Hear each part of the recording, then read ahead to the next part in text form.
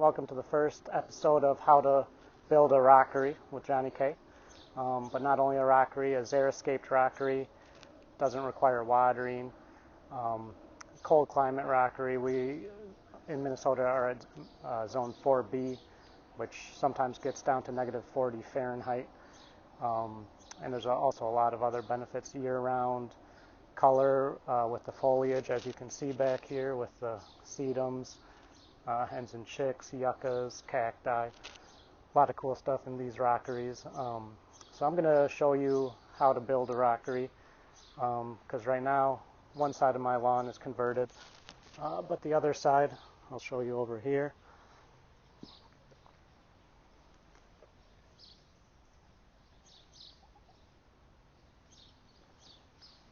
If you can see, it's all anthills. So that's how it looked before. This is how it looks after. You can see looks a lot better than ant mounds and crabgrass and weeds. We got a little stream right here. So I'm going to show you how to build all this stuff in this video. But this first episode is mainly going to be about design, which in my opinion is the most important part of building a rockery. So with my new slate over here, you can see I got a mailbox, going to take that out. I'm going to put a mailbox right here, vintage style aluminum one, which I wanted to do anyway. And then also with the rockery design, there are really three types of gardens, right? There are the typical English structured gardens. There are kind of maybe not so much gardens where you just spread seed around. And then there's more natural gardens like rockeries. I really tend to go toward more natural gardens, which are structured in their own way, but a different type. But you don't really want a lot of straight lines and things like that in a natural looking garden. So I'll try and hide those corners with some bushes. I already planted a lilac back there near the trellis that my friend Dave gave me. But yeah, so let's get into garden design. First things first. All right, the first thing with natural design is studying natural architecture or natural designs in the environment. So whenever you're out, take photos of natural plants in their environment, take photos of the natural landscape, really study that environment to try and replicate it in your garden. That's probably the biggest trick of rockeries is the hardscape, in my opinion. The hardscape is really important, and I think in a lot of gardens it's not really taken as serious. Because you're starting out with a blank slate that is often flat. But you can create different structures. This mound right here is about maybe 1.5 feet higher than where I'm sitting here. And that was all soil that I removed from the bottom of the slope to make a steeper slope. And then I put the rocks on top of it to make crevices. So studying the natural landscape and trying to replicate it is going to be the biggest part of making your rockery look good. The plants can come after, but garden design, rockery design is mainly about the hardscape, in my opinion, because right now we have so many cultivars of plants that you can find really any kind of plant to fit your need for xeriscaping and color. You can see here these sedum, I don't know how to say it, maybe catchaticum, really low growing yellow. We have thyme here. We have sedum over here. I think that's wildfire. But they're all, they will all really do well in most conditions on a slope. So after you're done studying native landscapes or the landscape you're trying to imitate, you'll notice that most rockery plants like fast drainage. So that's why crevice gardening is really important. And that's what I did here is I planted within crevices. Not the whole garden, but the plants that are planted in the crevices always do better in a wet spring. Whereas plants that might be a little not built up as much, if we have a wet spring here in Minnesota, they might actually die from crown rot if they're sempervivums, or root rot if they're, say, a cacti like the punchas. So natural design is extremely important. I really want to focus on that. I'll try and show some pictures I've taken over the years in Minnesota.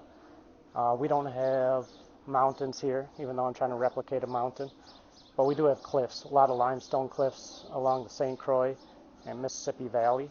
And those are my favorite spots to hike and look at structures trying to replicate here. And actually, some plants here, not the same species, but the same genus, are taken from those. Actually, this little cacti here, that's a Puncha fragilis, a lake of the woods, actually found in the limestone somewhere in Lake of the Woods. So there's a lot of cool things you can do with these rockeries if you get the hardscape right. Which brings me to what I'm going to do on this side. Alright, this is what we're starting with over here. Bunch of weeds. Not much of a slope, but a little slope you can see by the steps. So I plan to build up, trying to plan to remove dirt from the bottom here and build it up here. That will create more of a slope to kind of replicate this side.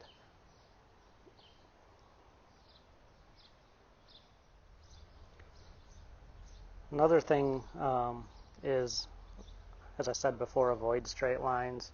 So I do plan to, where this Korean lilac is, kind of make some curves over, something like that, or I haven't decided yet. Maybe I'll probably start out here, go in a little bit and out. So that's another big thing in design is try and have curved lines. I also have this nice piece of driftwood I picked up. I'm going to set this side here on a boulder and that side there on a boulder and secure it to it and make a handrail. We are in a residential area, so we do want handrails. It's a real nice piece of wood. Problem is, the wasps love this thing. I don't see any. I just saw one a second ago, but they'll take this wood to make their paper wasp nests. So if you have any ideas of how to avoid that, maybe I really don't want to stain it, but I might have to. Let me know.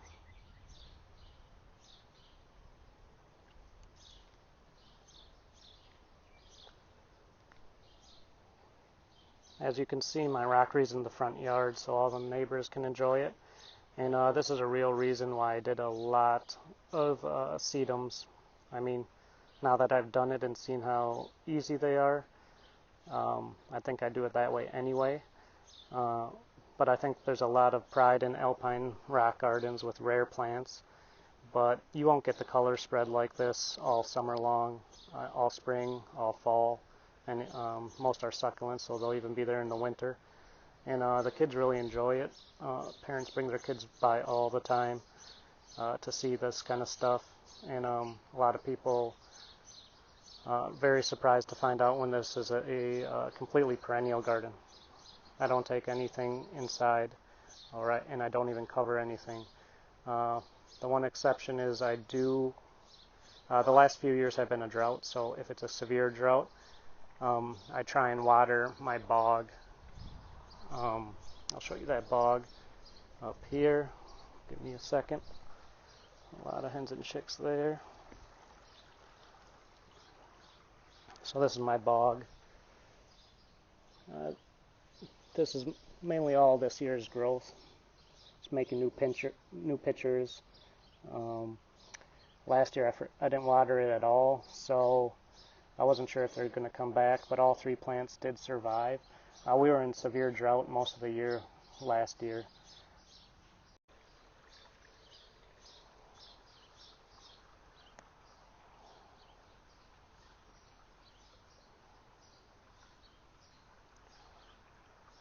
Okay, a little bit more about the bog. I xeriscaped this garden. That should be part of your design, is xeriscaping and using the water you can use. Don't mind all this stuff. That's all dead pictures and stuff I removed to allow it to breathe a little better.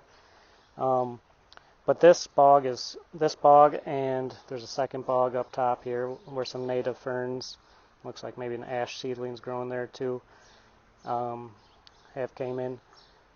But they're both fed by this gutter system, which gets a lot of water from the main roof as well. So that whole side of the house drains to that one, which drains down here. So up at this area, this tube brings the water to this, I call it a dry creek bed. And then I lined that with plastic and then put rocks above it and sunk these bogs in. So they are fed by rainwater most of the season, really all the season, unless it's a severe drought for many, many weeks. And even then it's still moist, but they wouldn't mind some supplemental water. And really, I haven't seen another Minnesota garden with sarracenias that are perennials that have been coming back for about 4 years now. So it can be done. It's really cool to have carnivorous plants in your rockery. I gotta trim this weeping pussy willow up because it's kind of overhanging a bit too much, but yeah, but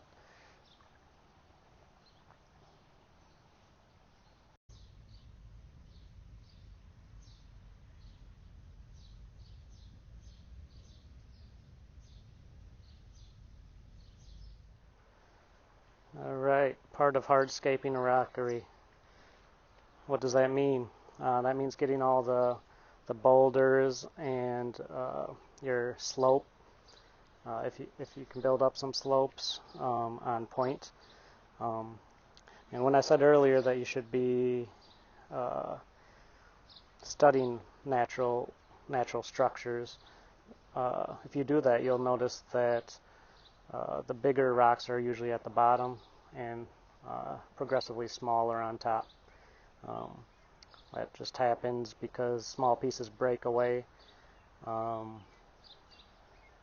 then the big pieces can fall down and they're not going to move, whereas water and erosion can bring the other ones down the mountainside. So a big thing is having big boulders at the bottom, as big as you can. When you're ordering, I order from Fredor Landscape Supply here in Minnesota, and they deliver, but these are mainly field stones like granite that they're lifting up, that the farmers lift up and sell to them. So some rockeries are one type of stone like limestone, which they look awesome, but around here that's really expensive and single man, so it's hard to pay for rocks. But yeah, so kind of put bigger rocks at the bottom and try and gradually go up to the top. And really in natural design you want to avoid, there's not a lot of straight lines or pure square rectangles in nature. So you can see here I've offset the rocks as much as I can to create kind of a natural looking steps, or steps like a little mountain. If you were to line them all up, it's going to look like a rock wall or something like that, which is exactly what I want to avoid. So yeah, you can do that with rocks, and that goes the same with the stream. When you're building a stream, which I do recommend because really that attracts a ton of pollinators and neighborhood bees and wildlife. So I think it attracts more wildlife than any pollinator garden could ever. Is just pure water, because everything needs water to live. The same thing here is, you can see here the two big large rocks kind of replicate how a stream would be in the wild, because water is going to erode those last. So when you have a stream coming out into a little waterfall or something, you want to have larger rocks there, and as you go up the side, kind of have smaller rocks, but not too uniform, otherwise it doesn't look natural, right? And that's the whole part of garden design that we want to avoid, is looking unnatural. Still got some work to do on the stream this year. I just got it started, but definitely recommend putting a water feature in if you can.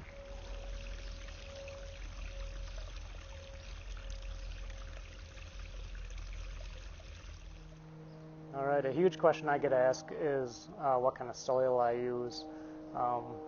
And again, it goes back to natural design. I mean, study the types of soil your plants use. If it's acidic or basic matters, but the second thing that matters most is how much drainage it needs, and that's probably one of the most important things, is getting that right.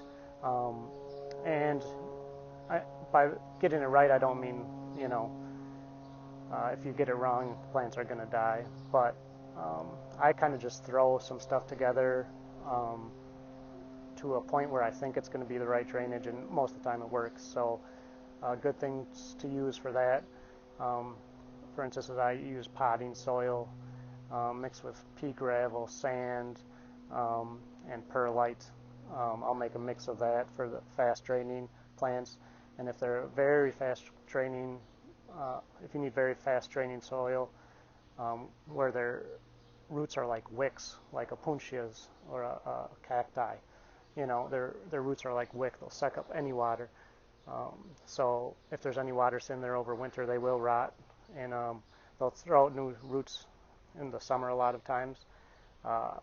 But you can have the roots stay over winter if you have the right soil, and they'll pop up a lot faster in the spring.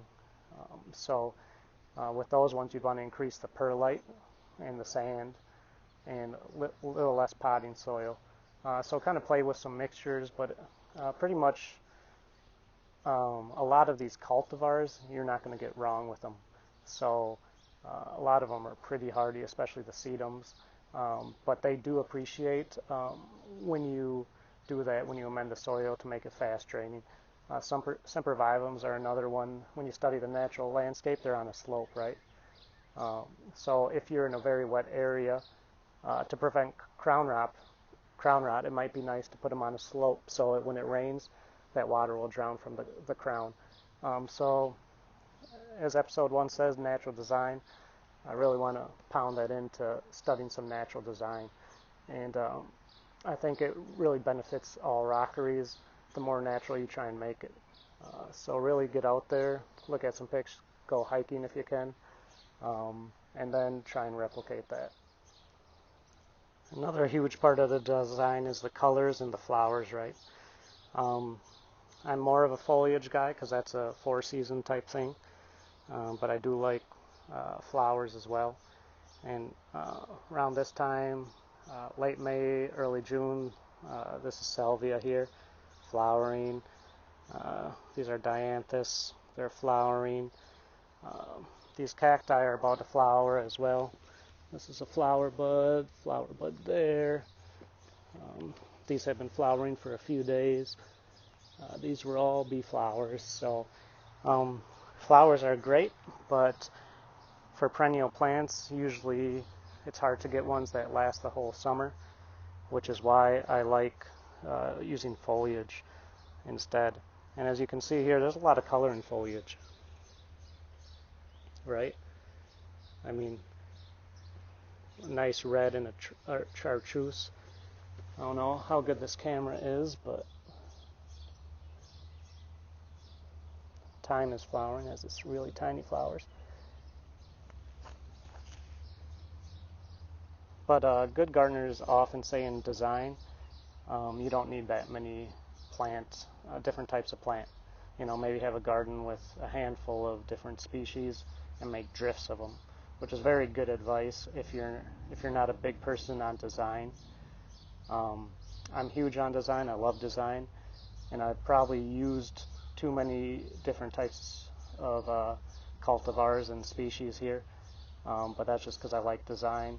And as long as you know how to design, it will look good either way. If I'd suggest if you're not good at design or you don't like design, to make bigger drifts of less types of plants, less species or cultivars, and that will really help your garden look uniform and a little more natural. So I try and make drifts here as well. You can see it's a pretty big drift of dragon's blood sedum, and then I will put those dragon blood sedums in definitely more than one place. So there's one there. You come down here, here's another. Here's another there. And there's another there too. I will do that with multiple plant types.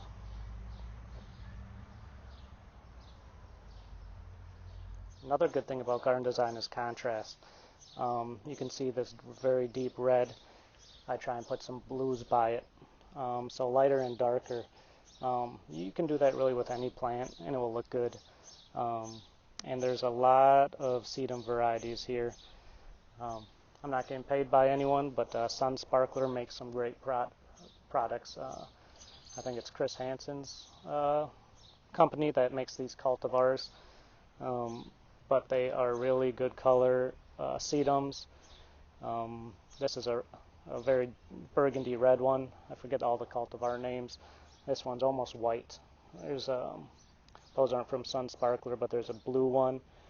Dragon's Blood is a little red, a little green.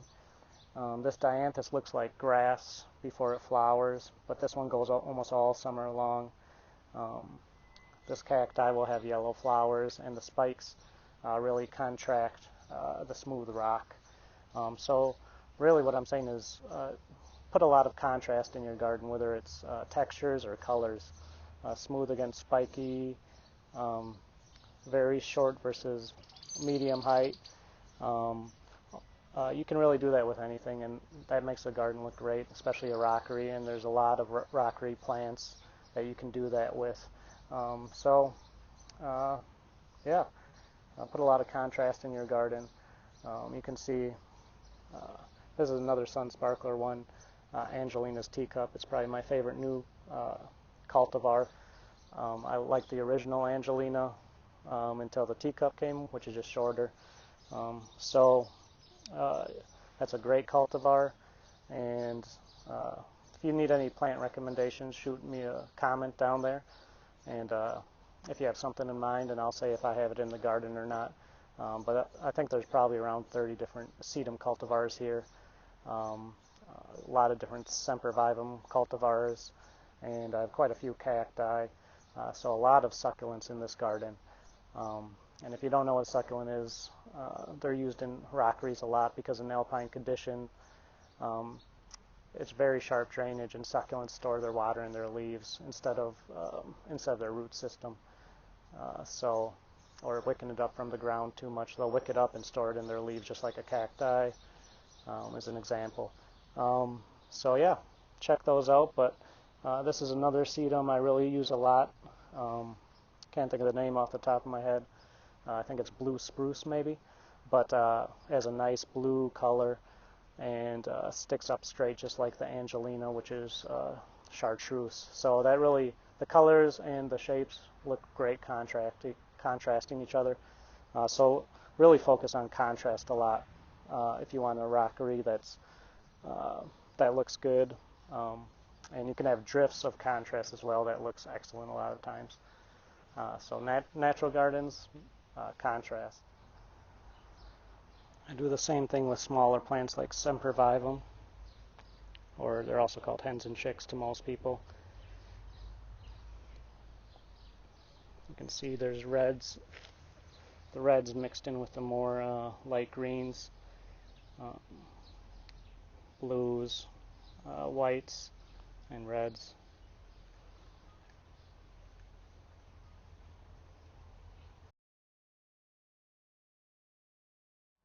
All right, closing remarks. Use what you got. If you got a little slope, make it bigger. If you got no slope, dig some dirt up, make a pile, make a little dry creek bed or something in someplace else. So use what you got to make a hardscape, and study hardscapes, study the natural environment, and go from there. It will really make your life easier if you study a little bit before you start digging. I'm not saying have the design done, right? I do it as I go a lot of the time, but once you study the hardscapes, then it's going to make this design process a lot easier. And another big thing is my garden's very earth friendly. I try and be conscious of the environment as much as possible. So stay away from really seedy, invasive things. You know, I mean, even white clover is not a native here, and it's incredibly seedy. It's all right to have aggressive plants as long as they're not seedy, because they're not going to spread outside of your garden, and then it's your problem, not your neighbor's, that type of thing. So really try and be environmentally conscious, that you're not taking plants that are not native and just spreading them all around. So yeah, good luck with that. That's part one. We'll go into part two next.